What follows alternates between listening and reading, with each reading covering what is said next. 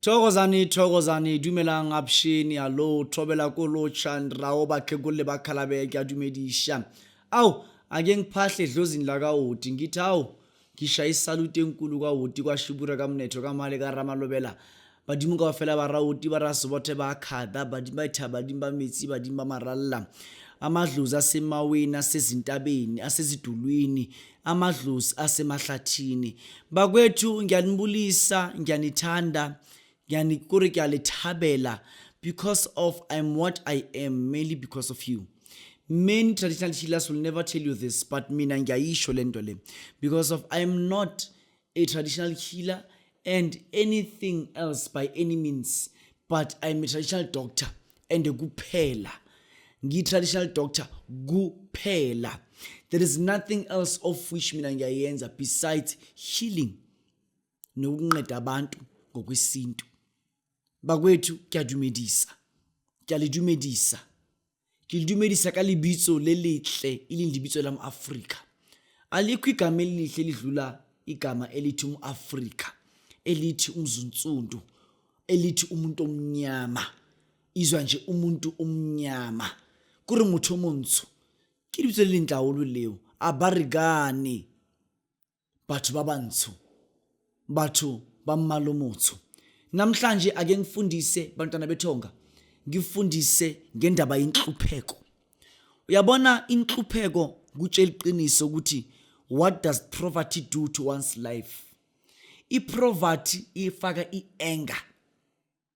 I-poverty ifaka i-unhappiness.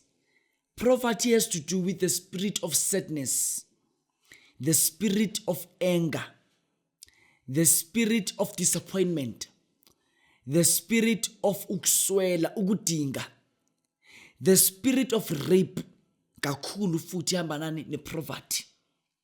Whenever uma i-poverty isihleli phezulu kwempilo yakho, izinto eziningi ziyenzakala phezulu kwebomi bakho. The spirit of poverty ihamba futhi nomoya we-suicide. The spirit of poverty ihamba futhi nomoya wokugula. People of which baku poverty kakhulu. You can mainly check via private hospitals. It was just a few weeks back bengithatha isaluka sami ngisise eLemnet. Siyo check izinto ezithize kuye. It is just so open. It is wide open. It's like there is no one in the hospital. But guma what you call government hospitals, you will get abantu bate. I'm talking about poor people. I'm talking about seriously poor people. Kodwa ekuyibhedlela zabantu abanemali, kuyibhedlela zabantu abaphilayo. Yebo gogo, kuyibhedlela zabantu balinchelet. It's just few people. It's about 3 patients, 4 patients, 5 patients, 10 patients. I'm saying daily. Hambuye net care. I'm telling you about 4 clients, 4 patients, 10 patients a day. But irikubuye ka dipetlele tsa government. Kwa government you will get, yabona kuyimanje ebhara ungangena umufika ebhara uyothola iqueue yabantu abadlula maybe let me say 1.5 yabantu. 1500 yabantu. Then maybe about kuyinamhlanje ebhara maybe about 200 people yeyidumbu ziyakhishwa, of which all that has to do with poverty. But chamandu makere thinthi nhlupheko man. Kuyimanje njengoba ungibheke kuyimanje, njengoba ungibheke kuyimanje ku screen sakho, akuthinte inhlupheko. Uthi inhlupheko awungiyeke. Inhlupheko konhlwelelo sithinte ubuso mntaka baba.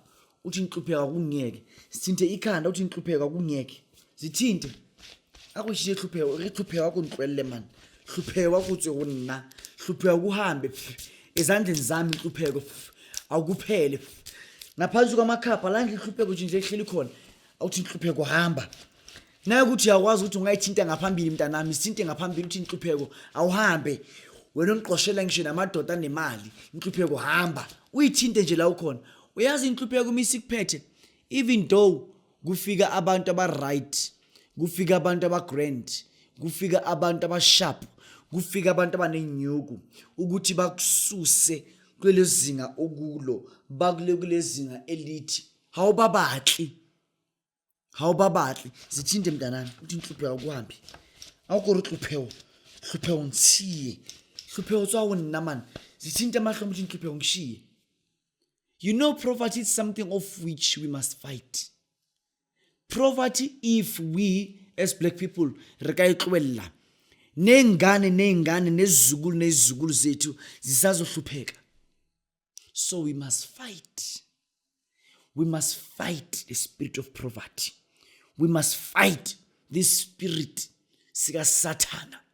We must fight this demonic spirit of which sakesa ngaso. We don't know whoever who cursed us with poverty, but we must fight this spirit. Because of if we, the generation of today, the 21st century and the 20th century generation, see this thing, this virus. You know, inhlupheko it's more like a virus. And this virus iyenza ukuthi impilo zethu zibe nzima. This virus iyenza ukuthi impilo zethu zingayindawo. Kwahlupheka ukhokho omkhulu, ashone ehlupheka. Namhlanje kuhlupheke uma wami, ashone ehlupheka. Kusasa kuhlupheke mina, nami ngiyoshona ngihlupheka. Kusasa kuhlupheka ingane zami, nazo futhi shone ehlupheka. Why? What is it lokuthi nesakwenza to deserve all this shit? I'm sorry to merely put it like that. But what is it of which we did to deserve all this nonsense?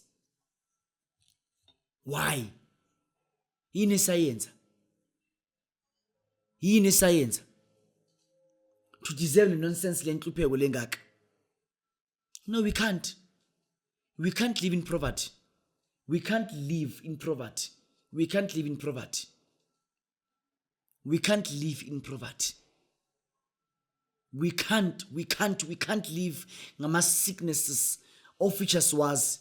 We can't live in these viruses. Esingawazi. Inhlupheko makes a person ukuthi abe in debt, serious debts. Inhlupheko makes a person to have serious anxiety. Inhlupheko makes a person ukuthi umuntu abe ne serious depression. Inhlupheko makes a person to be delusional. Ingqondo yomuntu igcile nje sekungqondo yongayazi. I'm talking about poverty. Poverty stings. Hlupheko yangha.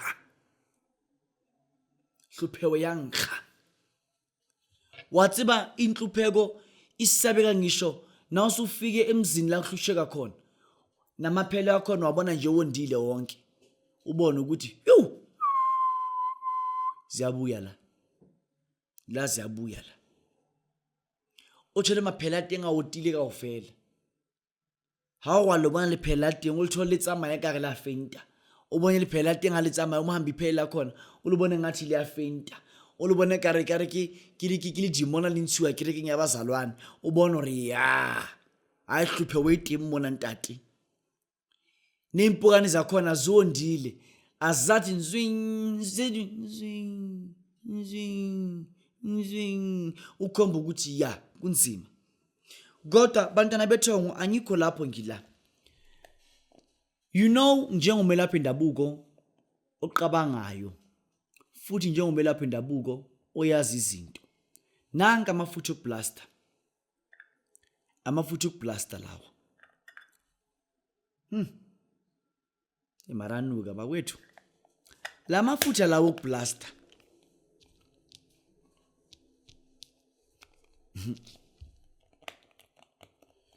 angazi ngisho lento noma ngayisho yini.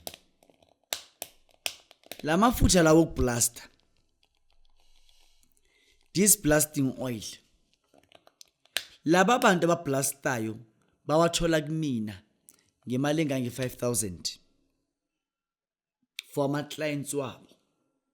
Then they blast for their clients. Ama client wabo athole imali ngamabheka amakhulu. Yes, it's true. Uma bengawatholi kumina bawathola eNatal kubaba udokotela uZuma. Angikhulumi mina ngenye inyanga engayazi ukuthi yawaphatha. Futhi akusuthi inyanga yakho uma iwaphatha ngidlela umona. Cha, angidlela umona. Angidleli umona. Mina ngikhuluma ngenyanga engiyazi ukuthi iyawaphatha ioriginal yamafutha woku BLASTA. Inyanga uWoti nenyanga uZuma phela. Batho bake batsibanga. Lawa mafutha lawa, mntana wedlozi, mntana wethonga elihle, ngwana badimo amuhle. Kwenziwa kanjani mkhulu? Uma BLASTA ngala mafutha lawa. Ake singene endabeni ethonga, singene endabeni edlozi, singene endabeni ejulile, singene manje komakhulu khokho, singene manje koShirantshishi komafela kude, singene manje koNomalanga, singene manje kovula indlela, singene manje kumadlozi amahle, singene manje kogogo nolwazi, singene manje kumathongeni amahle abantu baphila mandulo kakhulu, ongene abantu baphila before thina siphila, singene komafela empini, komdingwasi, komaguca phansi. Lawa mafutha lawo BLASTA athebula imali endaweni ezibhizi ezinemali.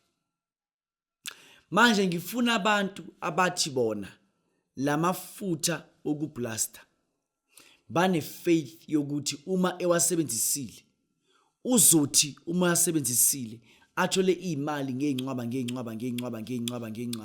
unlike going ayo BLASTA, because ukuyo BLASTA kubiza imali engange 50,000, 100,000, 200,000. So la mafutha lawo ake umuntu awathathe ushise la mafutha lawo. Uma uqeda ukushisa la mafutha lawo uhambe uye emshinini kuyoduma umshini, uhambe uye endaweni ephidizelayo uyokwazi ukuthi ube nendlela yokuthi ukwazi ukuthi uthole imali. Ngikhuluma ngani? Ngikhuluma ngamafutha okuBLASTA. La mafutha okuBLASTA njengoba ekwazi, uma la mafutha engekho abantu abaBLASTayo abakwazi ukwenza lutho. I repeat again, uma la mafutha engekho abantu abaBLASTayo abakwazi ukwenza lutho. Manje uma abantu laba abaBLASTayo bangakwazi ukwenza lutho uma la mafutha engekho, manje nisho ukuthi la mafutha lawa awana power engako yokuthi wena uma uwayuza ngokwakho usendlini angakwenzela imanga kwibusiness lakho, kwikhampani yakho, emsebenzini wakho.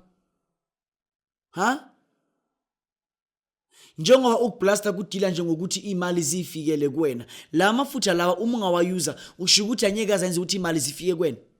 Akushisi la mafutha lawa mntaka baba, ungezela ngala mafutha lawa kuyoduma umshini, imali ziyoba khona. Wena muntu othi usugembule wagembula, awukuthathe la mafutha lawa, awukuthathe la mafutha lawa usebenze ngawo ubone ukuthi umshini anyeke uzudume yini. Wena muntu othi udinga amafutha okuBLASTA, udinga amafutha emali, udinga amafutha okuphakama, udinga amafutha wokuthi uthebule imali endaweni eyibhizi, thola ngamafutha just 5,000 rand, into zakho zikwazi uzenzakala, into zakho zikwazi ukuthi zenzakale. Sengithesta abantu abawu3 ngala mafutha lawo ziyenzakala izinto. So nawe akucabangisise le ndaba bese ungifonele. Now my number is 0763248763. Ngise Orange Farm, Okmere Street, AH Golden Highway, Orange Farm, Okmere Street, AH number 7 Golden Highway, Sweet Waters Properties. Engimangaza umuntu engifonele ukuthi umuntu mkhulu utholakala kuphi. Uma ngihlala ngikhuluma ukuthi ngitholakala kuphi yangimangaza lento. Lobo nganyanga yompilo mkhulu uthi all the way from south of Johannesburg. Siyabonga, ndabonga, makhosi.